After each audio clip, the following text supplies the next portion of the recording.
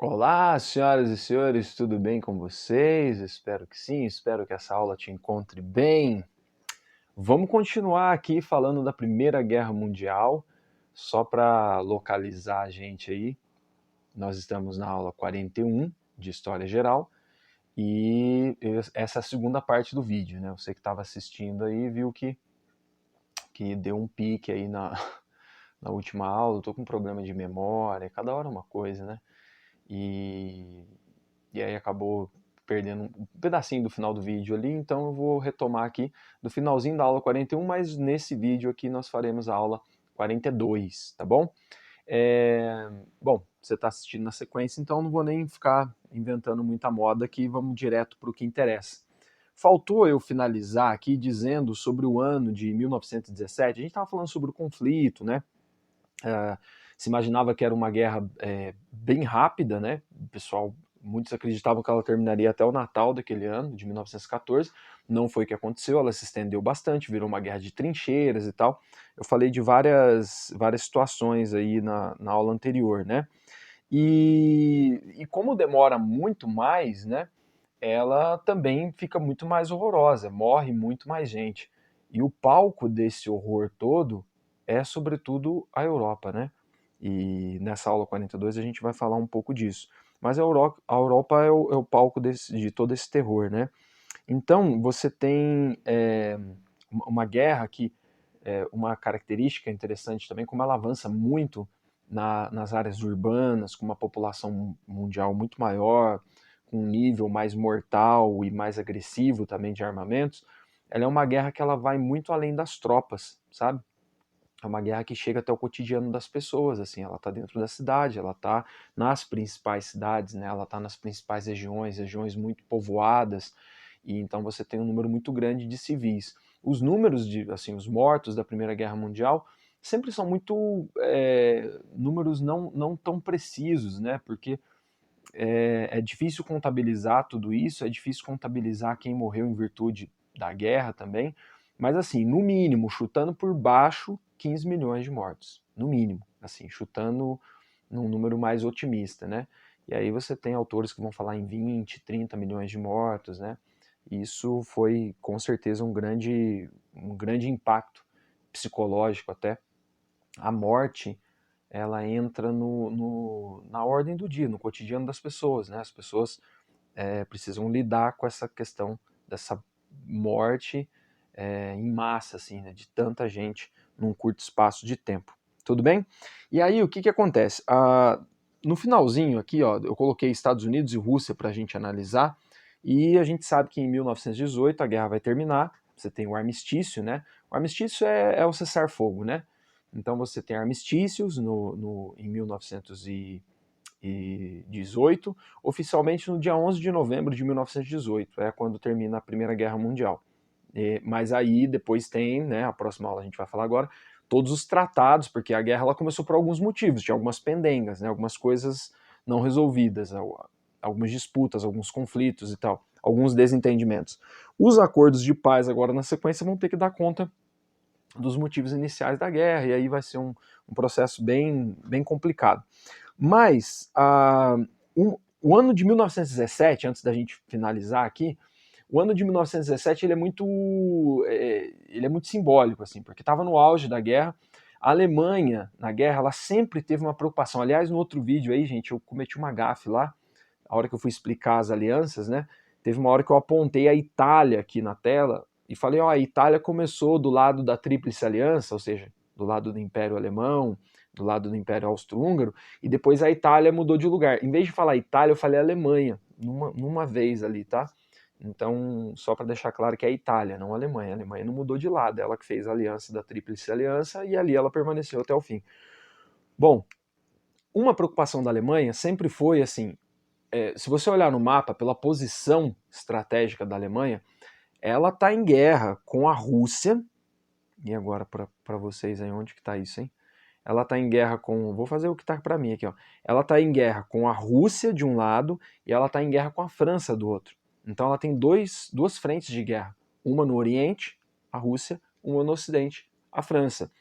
A grande preocupação da Rússia e a grande vontade da Rússia, não, da Alemanha, aí eu, é que ela não tenha que se dividir, porque assim, você imagina, você é um império em guerra, mas aí você tem que atacar de dois lados, né? Seria uma maravilha se a Alemanha pudesse voltar todas as suas forças para a França ou só para a Rússia. Como para a França já emenda aqui a Inglaterra e tal, né, seria mais interessante que a Rússia saísse da guerra. E isso vai acontecer em 1917. Nós vamos ver na próxima aula, na aula 43, vai acontecer uma série de eventos na Rússia e vai ter uma revolução em 1917, na verdade duas, né? Mas uma dessas revoluções tira a Rússia da guerra. O Lenin tira a Rússia da guerra. E aí a Alemanha conseguiu o que ela queria, mas já no momento em que a guerra já estava bem desenrolada para um desfecho de derrota, né, da Tríplice Aliança, da Alemanha e dos seus aliados. E nesse mesmo ano acontece um outro evento importante, que é a entrada dos Estados Unidos, né? Mais no começo do ano, você tem uma entrada dos Estados Unidos na guerra, do lado dos aliados da Tríplice Entente, do lado da Inglaterra, do lado da França, e a gente vai falar disso na aula 42, o porquê dessa entrada dos Estados Unidos. Mas você tem ali um navio norte-americano que foi afundado, morreram civis, né? O navio chamava Lusitânia. E isso vai mobilizar a opinião pública e o governo norte-americano aproveita também como uma estratégia, né? Chegar nesse momento da guerra e garantir a vitória do grupo que ele apoiava, né? Porque afinal de contas os seus interesses estavam ali. Então o ano de 1917 foi tipo assim, a Alemanha até conseguiu ficar numa frente só, porque a Rússia sai da guerra. Inclusive ela até incentiva a ida do Lenin para lá, manda dinheiro, apoia e tal, porque o Lenin tinha prometido sair da guerra para a própria população russa. Mas a Alemanha tem que lidar também com os Estados Unidos chegando, e os Estados Unidos não é palco de guerra, né? Os Estados Unidos conseguem manter uma indústria funcionando e abastecer o que precisa, enfim. Em 1918, esse bloco formado por Império Alemão, Império Austro-Húngaro, Império Turco-Otomano, vai ruir e eles vão perder a guerra, e esse é o desfecho do conflito, né, da Primeira Guerra Mundial, tá bom? Vitória da Entente, então, ou vitória dos aliados. Aqui eu coloquei algumas fotos, ó, a quantidade de armamento pesado, né, de bombas e bombas e bombas e bombas. A gente vai falar da indústria da guerra na próxima aula. As trincheiras, né, essa ideia do cotidiano, eu falei disso antes. E aí eu coloquei mais algumas coisas aqui, ó. Você tem novidades, por exemplo, da aviação. Isso permite fazer fotos aéreas, né, aviação, fotografia. São várias novidades desse mundo industrial sendo embutidos aqui para poder facilitar as estratégias e matar pessoas no fim das contas, né? Esse aqui é o drone da época, ó. Uma pomba com a máquina. Lógico que eram tentativas, né? Isso aí vira um alvo fácil também, mas usavam pombos correios. Aliás, eu vou ver se eu não tenho muita facilidade de lidar com esse assunto, mas podia fazer um vídeo só falando dos animais na Primeira Guerra Mundial. A ambulância da época aqui, né, tem várias situações. Aqui tem algumas coisas, por exemplo, ó, o cotidiano das trincheiras, recentemente, alguns anos atrás, alguns filmes coloridos, né, foram encontrados, putas, tem fotografias fantásticas. Aí você tem aqui armas químicas, né, que é uma grande novidade, a indústria química estava beneficiando outros setores, agora começa a beneficiar a guerra também, o lança-chamas é um horror, as armas químicas depois eles vão até existe até um combinado para parar de usar as armas químicas porque é terrível. E aí eu separei isso aqui porque também junto com a guerra tem um avanço no setor da medicina, né? Muitas pessoas, além dos mortos, né, muitas pessoas inválidas, mutiladas, né? E aí você tem um avanço também, por exemplo, na área da cirurgia plástica, né? Não com esse nome, mas dessas reconstruções também, principalmente faciais e tal. Então você tem muitas pessoas amputadas, muitas pessoas desfiguradas durante e depois da Primeira Guerra Mundial. E aí, aqui nós sinalizamos então, só para retomar, né, o que nós fizemos nessa primeira aula, para eu partir para a segunda, ainda nesse vídeo, ó, a paz armada, a gente falou ali dos antecedentes da Primeira Guerra Mundial, falamos dos nacionalismos, que é um quesito, né, que vai agravar algumas situações, ali nos Balcãs, por exemplo, ou o revanchismo francês. Falamos das políticas de aliança, que não são feitas essencialmente só por causa da guerra ou no momento da guerra, mas eram alianças que vinham já do período imperialista, das disputas, acordos comerciais, projetos de modernização, parcerias, para que os países ficassem mais fortes nesses blocos, nesses grupos, para conseguir garantir os seus interesses. Falamos da questão dos Balcãs ali, a Península Balcânica, o estopim da Primeira Guerra Mundial, né, com o atentado lá de Sarajevo, a morte do Francisco Ferdinando, a Sérvia tendo então esse grupo terrorista, né, talvez o primeiro grupo terrorista da história do Ocidente, da história. A Mão Negra com Gavrilo Princip, né, liderando esse ataque, era um grupo nacionalista, e a Sérvia foi condenada porque, tipo assim, pô, mas como é que vocês não cuidaram desse grupo? Os caras tinham arma do próprio exército sérvio, né? E aí a Áustria e a Hungria ataca a Sérvia, aí a Rússia é aliada da Sérvia, aí dá start em toda a aliança aqui nos Balcãs, portanto. E ali continua sendo uma região muito conflituosa, mesmo depois da Primeira Guerra Mundial, até recentemente. E aí nós falamos agora, por último, da guerra em si, né, do conflito, dessa questão das trincheiras e de todas essas situações que eu apresentei por último, tá bom? Agora, na sequência, ainda nesse vídeo, a gente vai ver, começar a aula 42 e arrematar o que for preciso desse processo, tá bom? Então, finalizando aqui a aula 41, e aí, vamos lá, ver se eu alcanço aqui, né? Para 42. Vamos ver? Boa. Galera, eu coloquei essa foto aqui, cara, assim, muitas cidades europeias ficaram nessa situação aqui. Depois você olha com calma os slides aí, mas a Europa foi um palco, né, desse terrível evento, dessa grande guerra que aconteceu. E, bom, faltou achar minha anotação aqui, senão a gente não faz nada, né, sem anotação. Olha lá, já fui pro fim da aula. Bom, vamos lá no que tá rolando sim, por que não? Deixa eu só arrumar o trem aqui. O que tá rolando, a gente já fez aí uma pequena retomada, né? Mas, assim, de forma mais geral, uma análise mais macro, tá rolando o desenvolvimento do capitalismo, a integração do capitalismo, o fortalecimento de potências industriais e capitalistas, e essas potências estão numa corrida imperialista para atender suas necessidades, e essa corrida acaba virando uma corrida armamentista. Então toda essa disputa, aquela euforia tal daquele período ali, da bela época, tudo, está desembocando agora, está terminando aqui, né, ou chegando no momento da grande guerra, o grande conflito aí que envolveu um número muito grande de nações e potências muito fortes e muito mortíferas também, tá? É isso que está rolando aqui. Para essa aula agora, para a segunda parte da Guerra Mundial, o que eu preciso aqui que a gente faça no rolezinho? Que a gente compreenda o desfecho da guerra. Tipo assim, como é que termina? Qual que é o efeito, então? Terminou, e aí? Quem ganhou, quem não ganhou, quem perdeu território, quem não perdeu, quem tem que pagar multa, quem foi culpado, como é que é o tratado, como é que fica o mapa da Europa depois disso também, né? Analisar as mudanças territoriais da Europa. Então, vamos ver um mapa aí, novos países vão surgir. Alguns impérios vão deixar de existir, o Império Austro-Húngaro, o Império Turco-Otomano, o Império Alemão, e novos países irão existir, inclusive do Império Russo também, que vai se fragmentar, né? A gente vai ver na próxima aula. E compreender os impactos políticos, econômicos, sociais e culturais que a Primeira Guerra Mundial ocasiona, principalmente no Ocidente, né? Então a gente vai dar uma olhadinha em algumas questões, por exemplo, a questão da mulher na sociedade tem a ver com esse momento aqui, a gente vai dar uma analisada nisso, tá bom? Para isso eu separei aqui 3 passos para a gente dar. Então, ó, primeiro, tá dando para ver aí? Espero que sim. Primeiro a gente fala da guerra total, que é um conceito, né? Tudo foi virado para a guerra. Depois a gente fala dos Estados Unidos na guerra especificamente, e aí a gente já cai ali na questão da paz, né? E eu coloquei alguns pontos de interrogação aí, justamente para provocar vocês. Será que nós vamos ter paz? A gente está aqui em 2021. Nós estamos em 2020 olhando para a história, a gente já sabe que não vai ter paz, né? E inclusive se falava muito que a Alemanha perdeu a guerra e a França perdeu a paz.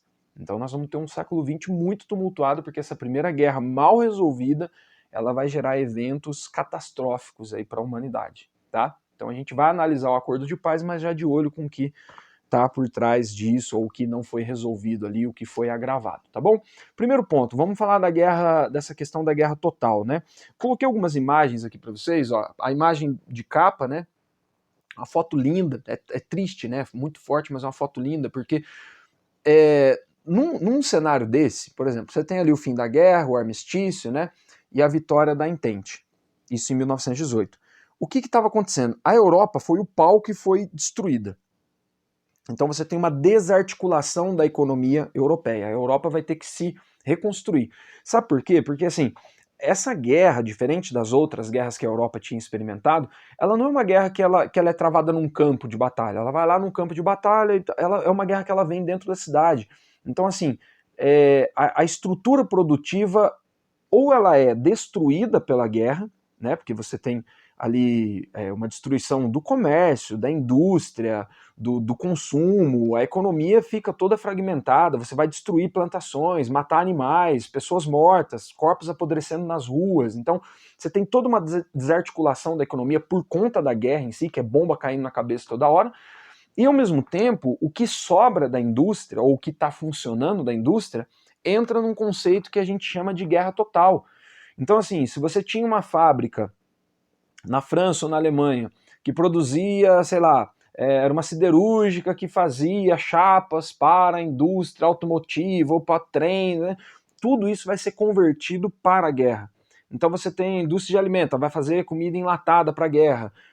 Indústria têxtil, tem que fazer roupa, tem que fazer equipamentos, né, de proteção e tudo para a guerra. Então, assim, a indústria química, né, toda a indústria de comunicação, transporte, tudo é voltado para a guerra. Então, o que acontece? A sociedade, ela perde muito com isso, porque de um lado a guerra pelo combate desestruturou toda a economia. De outro lado, o que sobrou está voltado para a guerra. Começa a faltar comida para a galera, moçada. Não tem comida, não tem roupa, é o caos. É assim, aquela foto do começo lá da aula, né? É o caos total. Então é isso que a gente chama de guerra total, né? Porque você tem tudo sendo voltado para a guerra. Aí já presta atenção nos Estados Unidos. Os Estados Unidos têm uma vantagem, tanto na Primeira quanto na Segunda Guerra Mundial. Isso não está acontecendo no território dos Estados Unidos. Os Estados Unidos não vai ser afetado. A sua produção industrial continua. A Europa vai ficar arrebentada e vai ter que se reconstruir, com a ajuda já dos Estados Unidos. Tá bom? Outra questão interessante é que nós temos novas dinâmicas sociais por conta da guerra. Vocês sabem que é o seguinte, as guerras que eram travadas até a Primeira Guerra Mundial, elas contavam sim com voluntários, né, as guerras modernas e tal, mas tinha muitos e muitos mercenários nas guerras. Essa guerra, a Grande Guerra, por conta dos nacionalismos inflamados, ela foi uma guerra de muitos voluntários, assim.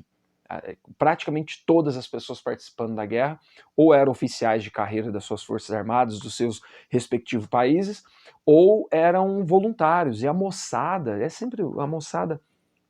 Tinha alguns alunos um tempo atrás aí torcendo para ter uma guerra, para ir para a guerra, para defender os Estados Unidos, certo, né? Mas assim, a moçada com esse sentimento, né, essa ideia do nacionalismo pegou muitas juventudes e tal, então uma galera vai muito empolgada para a guerra, você tem cartas dos caras eufóricos indo para a guerra, não via a hora de chegar no combate. Só que assim, o cara acha que ele tá jogando videogame, né? Não nessa época, mas a visão que tem de guerra, eu vou chegar lá e vou ser o Rambo, vou sair vivo, vou salvar o mundo, vou ganhar uma medalha. Às vezes você nem chega, você tá chegando, já toma um morteiro no pescoço lá e já era, né? Então é uma tragédia para a juventude também. E essa dinâmica social que eu quero dizer é assim: você tem uma participação inegável, assim, masculina, majoritária na guerra, nos campos de batalha. Tiveram mulheres em combate, sim, muitas, né? Mas, sobretudo, homens. O que acontece? Quando esses homens vão para a guerra, eles vão abandonando seus postos de trabalho e seus lugares sociais. E isso faz com que, por exemplo, você tenha uma dinâmica social nova e um gás naquele movimento feminista, que já vem desde o século XIX, né? Porque as mulheres, ó, eu coloquei fotos aqui, cartazes da época, as mulheres começam a ocupar cargos que eram ocupados pelos homens. Presta atenção, eu sempre falo isso. Não acredita nessa história de que aí a mulher veio para o mercado de trabalho. A mulher sempre trabalhou, a mulher pobre, mulheres pobres sempre trabalharam.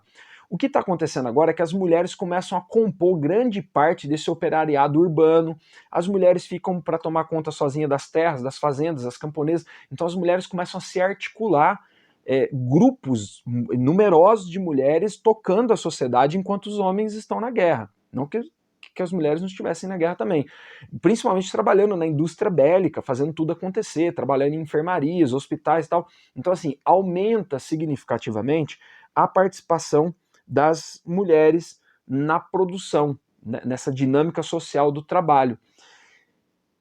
Mas o que é diferente? Porque, assim, as mulheres já participavam de certa forma, já eram exploradas, só que agora existe uma dependência dela. Então olha um cartaz aqui falando, ó, sem vocês a gente não consegue ganhar a guerra. Então, ao mesmo tempo que tem um aumento na participação e existe essa dependência das mulheres, aí o jogo começa a ficar interessante, mais interessante, porque alguns avanços legislativos vão acontecer. Por exemplo, as leis trabalhistas, ou os votos, os direitos das mulheres, porque agora essas sociedades estão precisando delas e vão ter que negociar. Então as mulheres começam, ao mesmo tempo que participam cada vez mais, né, dessa produção na sociedade, e desses lugares, né, da sociedade, as mulheres começam a reivindicar também representação, direito. Não é à toa que se você olhar a história do voto feminino, você tem, acho que antes do século XX, se eu não me engano, posso estar errado aqui, mas se eu não me engano, acho que só Nova Zelândia tinha voto feminino antes da virada do século. 1893, se eu não me engano, voto feminino na Nova Zelândia. Mas assim, se tiver mais algum lugar, um ou outro. A maioria dos lugares vão começar a aprovar os votos femininos aqui. Pós Primeira Guerra Mundial, entre a Primeira e Segunda Guerra Mundial, principalmente muitos lugares depois da Segunda Guerra Mundial, no caso do Brasil, na década de 30, né? Então, assim, essa participação feminina é uma nova dinâmica social também que acarreta, como, por exemplo, o voto feminino, né? E a luta por direitos e tal, que está rolando até hoje aí nas ondas do feminismo, que você muito bem conhece e provavelmente melhor do que eu até. Então você tem uma indústria europeia que foi voltada para a morte, uma indústria de guerra, uma indústria da morte. Todas aquelas maravilhas da humanidade agora estão beneficiando o objetivo de matar pessoas, né? Olha só que doideira. E o que eu estou chamando aqui de baque europeu, né? É um baque em todos os sentidos. Por exemplo, é um baque estrutural. A Europa é destruída. É um baque econômico. Até esse momento a Europa estava no topo da economia. Agora vai começar a cair. Os Estados Unidos vai ocupar um lugar de protagonismo. É um baque psicológico, é um baque social, é um baque cultural, né? Porque isso mexe com a cabeça, com a produção artística, mexe com tudo. Então a Europa realmente toma uma sacudida aí pela Primeira Guerra Mundial. Deixa eu ver o nosso tempo aqui. Nossa senhora, estou no primeiro tópico. Vai dar, vamos lá. A questão dos Estados Unidos é a seguinte: os Estados Unidos entraram na guerra em 1917, como eu já tinha falado para vocês na outra aula. Ele entra do lado da Entente. César, por que ele faz isso? Ó, uma coisa que a gente precisa pensar assim, a participação do Brasil eu já expliquei para vocês num outro vídeo aí, né? Quem não viu, pega lá, eu deixei um videozinho de aprofundamento e tal, que valorizando a participação do Brasil, porque não era fácil ser uma potência, ser um país neutro na Primeira Guerra Mundial. Mas os Estados Unidos sempre adotou uma política de, assim, no século XIX, século XX, desde a doutrina Monroe ali, América para os americanos, os Estados Unidos estavam numa postura mais isolacionista, assim, sem se envolver muito com as coisas. Só que quando começa a guerra, os Estados Unidos a princípio não entra na guerra, né? Fica naquela questão da neutralidade, só que muito parceiro da Inglaterra, muito parceiro da França, inclusive da Rússia, até a Revolução. E aí os Estados Unidos começam a apoiar industrialmente, dar todo apoio logístico e se beneficiar dessa relação com a Entente, com os aliados. Então, em 1917, é lógico que os Estados Unidos fosse entrar na guerra, ele iria entrar do lado que ele estava apoiando, para poder garantir os seus interesses e garantir que ele fosse vencedor na guerra também.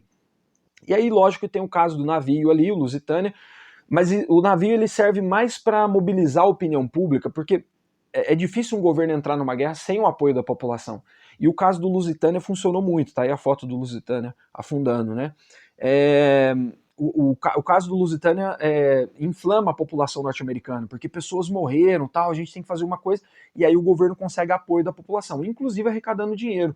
Você tinha os títulos de guerra lá que o governo fazia, né, com as pessoas, você comprava um título de guerra, War Loan Bonds, uma coisa assim, e você comprando esses títulos de guerra, participando, ó, tá aqui, ó, Bonds, né, os títulos, os cartazes, chamando, recrutando as pessoas, não só recrutar soldados, mas tipo assim, recruta também a galera que vai dar uma grana aí para poder manter a máquina funcionando, uma máquina de guerra, e a população participa. Esse título é tipo um título de capitalização que depois você recolhe ele como investimento. Existe até hoje nos Estados Unidos essa parada aí. Porque eles valorizam muito essa questão do poder bélico e tal, até hoje porque aprenderam que isso dá lucro, que isso dá força, que isso dá poder, né? Bom, com a entrada dos Estados Unidos na guerra, é muito interessante, porque os Estados Unidos, de uma potência em ascensão ali, de um país que tinha pegado crédito em alguns lugares, os Estados Unidos sai da Primeira Guerra Mundial como um grande credor, tipo assim, emprestou dinheiro, vendeu fiado e está sustentando a galera, né? Lembrando que o palco da guerra não foi nos Estados Unidos, tá? Então, os Estados Unidos se beneficia muito da Primeira Guerra Mundial, e na Segunda Guerra vocês vão perceber isso também. Os Estados Unidos vai viver um momento aqui de muita euforia depois da guerra, aí vai quebrar a cara ali na crise, né, de 29, mas os Estados Unidos já aponta aqui, principalmente por conta do evento da Primeira Guerra Mundial, como a grande potência do século XX, ou uma das grandes potências, já que daqui a pouco a gente tem também a União Soviética para poder analisar, tá bom? O presidente dos Estados Unidos, na ocasião, é o Woodrow Wilson. A Rússia sai da guerra, né? Eu estava falando dos Estados Unidos e Rússia, e a Rússia, só para lembrar que ela saiu da guerra no mesmo ano que os Estados Unidos entrou, mas a Tríplice Entente, os aliados ganharam a guerra. Esse presidente aqui dos Estados Unidos, o Woodrow Wilson, esse senhor aqui, ele tinha uma proposta para o fim da guerra ali, porque assim, galera, ó, acabou a guerra, beleza. A parte mais complicada, assim, é agora, na diplomacia, porque muitos tratados foram feitos. Porque como a guerra ela tem uma abrangência muito grande de territórios, países, então, assim, em cada fronteira, com cada país, você tinha um bang ali para resolver. Então, assim, são dezenas de tratados que são feitos ali no fim da Primeira Guerra Mundial. Para a gente aqui, para o vestibular, para esse tipo de aula que a gente está tendo, a gente precisa pensar que, vamos pensar assim, os tratados, eles significam coisas importantes porque não esqueçam que alguns impérios estão acabando e novos países estão nascendo. E em todos esses rolês aí você tem definições de territórios e tal, então são muitos tratados com muitas particularidades. A gente aqui não precisa saber de todos os tratados, mas tem uma questão interessante que a gente precisa lembrar. O mais simbólico e o mais importante vai sair de uma conferência de paz que foi feita em Paris. O ano de 1919, depois do fim da guerra e tal, foi um ano muito agitado, o Brasil participou, inclusive, e Paris parou para fazer os tratados, uma grande conferência de paz para produzir alguns tratados. Acho que foram 5 tratados, 5 grandes tratados feitos nessa conferência de Paris. O mais importante deles e o mais simbólico deles fica conhecido como Tratado de Versalhes. Esse é um tratado grande, ele tem interesse de mais de 20 países aí nesse tratado, principalmente a França, a Inglaterra, lidando ali com a situação da Alemanha, do Império Austro-Húngaro. Esse tratado ele tem 440 artigos, né? E tinha 2 artigos até que fazia menção ali o Brasil, falei disso para vocês na outra aula. Qual que é o problema aí, por que o Tratado de Versalhes ele é tão simbólico? O presidente dos Estados Unidos tinha proposto uma coisa, ele falou, galera, assim, ó, eu acho que nós devemos fazer um acordo de paz. A proposta dele chama os 14 pontos, né? São 14 propostas que ele faz. O Woodrow Wilson, representando os Estados Unidos, ele fala o seguinte, ó, nós devemos fazer um acordo de paz sem um grande vencedor e um grande derrotado, porque isso vai criar aí uma situação de revanchismo e nós não teremos paz. Então ele está usando ali um pouco da ideia do Kant, né? Daquela ideia de paz perpétua e tal. Então a ideia é assim, fazer um acordo de paz mesmo, não uma paz violenta, né? Para um lado, porque você vai criar um sentimento ali que depois vai voltar. E os Estados Unidos não foi ouvido nesse sentido. Tanto é que os Estados Unidos saem da Conferência de Paris e não assinam o Tratado de Versalhes. Você não vai encontrar a assinatura do presidente norte-americano lá. Os Estados Unidos se recusa a assinar o Tratado de Versalhes e faz um tratado em separado com a Alemanha. Dentro da proposta dos Estados Unidos, e junto com uma vontade ali europeia também, existia a ideia de fazer uma Liga das Nações, ou seja, fazer um grupo de países ali fortes e tal para tentar impedir uma outra guerra, um outro conflito desse, mas também garantiu o interesse desses países que estariam nessa Liga das Nações, né? Bom, aí volta aquela ideia da França, do revanchismo, lembra da Guerra Franco-Prussiana, do nacionalismo francês. A França, que tinha perdido territórios ali para a Alemanha, vai querer se vingar, vendo a Alemanha derrotada, no chão, tudo, a França vai querer ir até as últimas consequências, né? E a França, junto com a Inglaterra, os países que ficaram ali no acordo, impõe um tratado muito duro para a Alemanha. E esse é o Tratado de Versalhes, Versalhes, simbólico, lembra? A festa alemã de unificação tinha sido em Versalhes, né? E aí é um tratado tão duro que a gente faz uma referência lá à história antiga, da paz cartaginesa, a gente fala, que é um tratado de paz, mas com humilhação e uma destruição total daquele que é o seu oponente, né?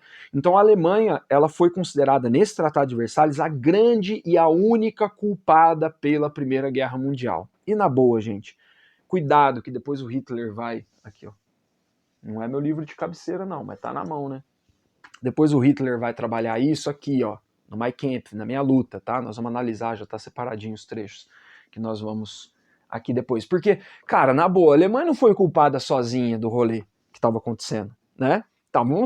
Havia uma corrida imperialista ali, a Alemanha chegou atrasada, se unificou tardiamente e tal.